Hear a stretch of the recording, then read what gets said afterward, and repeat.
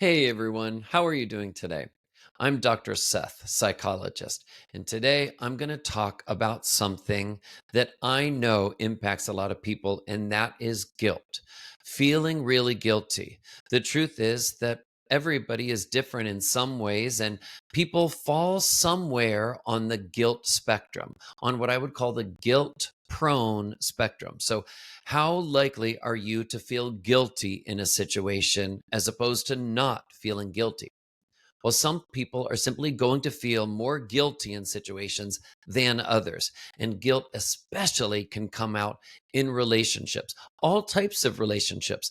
A lot of times, when people think of the word relationships, they automatically think romantic relationships. But actually, learn to think about relationships in a very broad way: romantic relationships, family relationships, friendships, work relationships. Why? Because the truth is, usually, the way that we operate in one type of relationship we have is also similar in some ways to how we operate in the other types of relationships we have. Now, when we talk about guilt, one of the main questions that people have asked me in my career of 20 years as a psychologist is this one: why do I feel so guilty all the time? Why do I feel guilty? A lot of times people who are used to feeling guilty, they know that this is something that happens to them, and they also sort of know instinctively that maybe they shouldn't feel as guilty as they do all the time. They may feel like, well, there's nothing that I'm doing that's unfair or dishonest, so the guilt doesn't really make sense.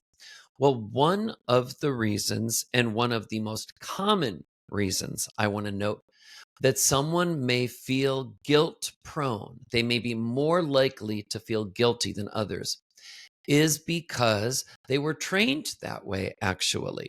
There may have been experiences early in their childhood, and often with a parent, that made them feel more guilty than they should have.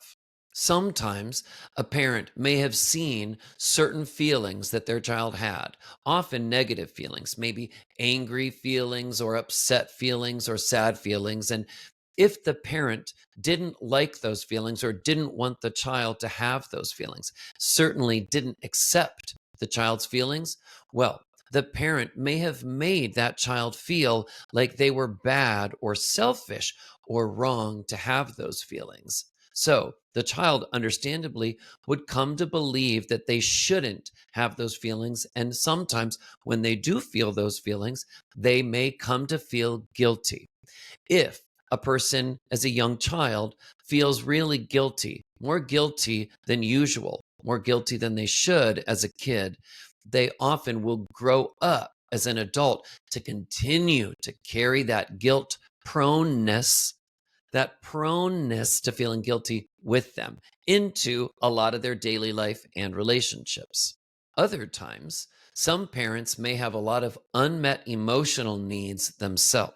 So they may actually look to their child to focus on their own emotional needs. The child may sort of exist to help emotionally support the parent and make the parent feel good and mirror the parent's feelings. Now, of course, that betrays the natural order of things, where the parent is supposed to prioritize the emotional feelings of the child and focus on nurturing and providing what Winnicott called a holding environment for those child's feelings, so that the parent could metaphorically hold whatever feelings the child may have. The child then feels this sense of safety, and the child can work through all this range of feelings that they may have, so that later in life as an adult, they don't carry too many negative feelings like guilt with them.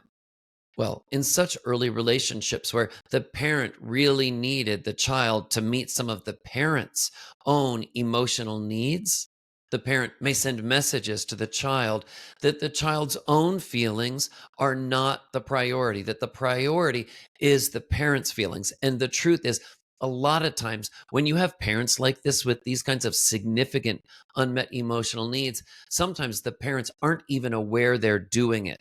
They don't necessarily mean to be cruel to their children or mean to be neglectful or even emotionally abusive to their children.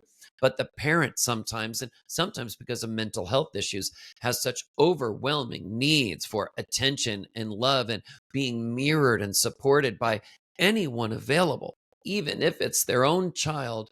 Well, the child then unfortunately comes to understand that their feelings often are not important and are not worthy or deserving of a focus.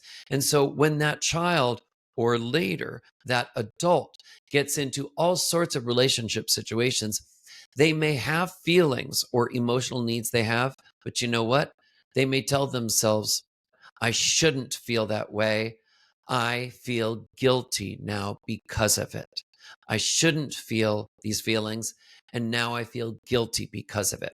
So, a lot of times, if you or someone you know ends up feeling really guilty, a lot of times, and it's not justified, a lot of times it has to do with early relationships where a little young child felt like their own feelings, thoughts, and emotional needs simply were not a priority.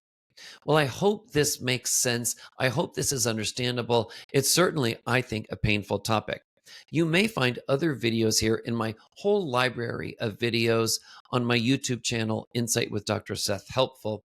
And in addition, you can check out my podcast, same name, Insight with Dr. Seth, on Apple Podcasts and Spotify and iHeart, all platforms. And hopefully, I go deep on some of these issues in my interviews and in my podcast episodes, and they're helpful to you. Have a good one, everybody.